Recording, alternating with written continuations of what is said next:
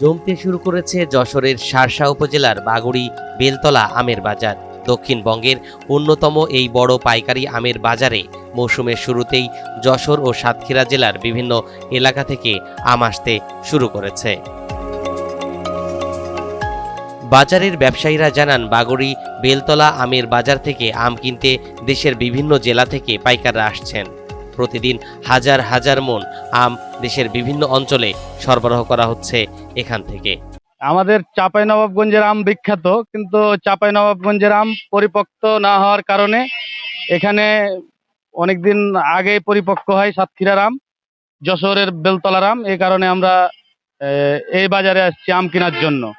এই সাতক্ষীরা ডিস্ট্রিক্টে অতি প্রথম আম লাগে। এই আম আজকে আমরা 10 দিন ধরে গোবিন্দ শেষ করছি। এখন আমরা হিমসাগর বাজারে উঠছে, কিছুদিন পর ল্যাংড়া উঠবে, তারপর আমরুফালি উঠবে।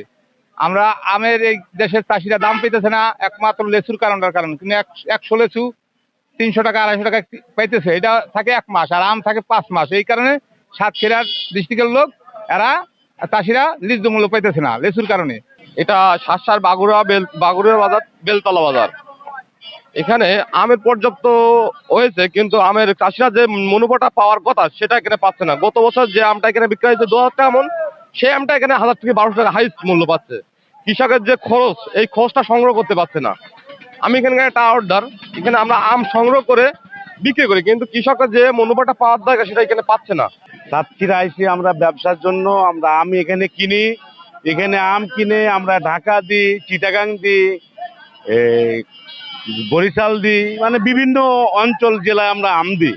আমরা এখানে ক্রয় করি, অন্য অন্য জায়গায় আমরা সেল করি।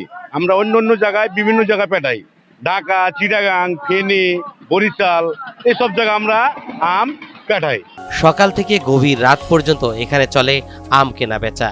ছোট ছোট ট্রাক, পিকআপ ভ্যান পরিমণ ও নসিমনে করে চাষিরা আম নিয়ে আসেন এখানে। অন্যদিকে পাইকাররা দরদাম ঠিক করে আম কিনে দেশের বিভিন্ন জেলায় পাঠাচ্ছেন। বাংলাদেশের শুধু যশোর জেলা নয়, বাংলাদেশের প্রত্যেকটা জেলায় এখান থেকে আম যায়। প্রতিনিয়ত 3 থেকে 3500 মন আম বাংলাদেশের প্রত্যন্ত জেলায়, ঢাকা, চিটাগাং সহ দেশের বিভিন্ন জেলায় যায়। এমনকি বাংলাদেশের গণ্ডি পেরিয়ে সুদূর চীন পর্যন্ত এদেশে এই বেলতলার আম যাচ্ছে।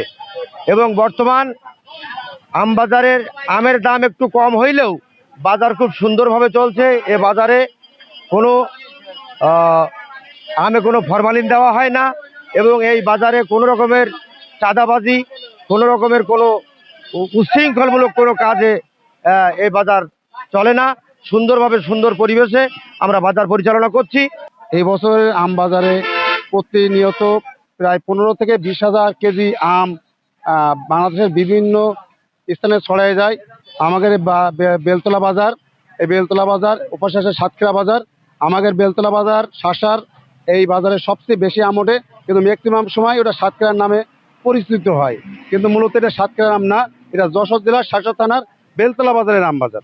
সকাল থেকে রাত অবধি ক্রেতা ও বিক্রেতাদের হাঁক ডাকে পুরো এলাকা মুখর থাকে।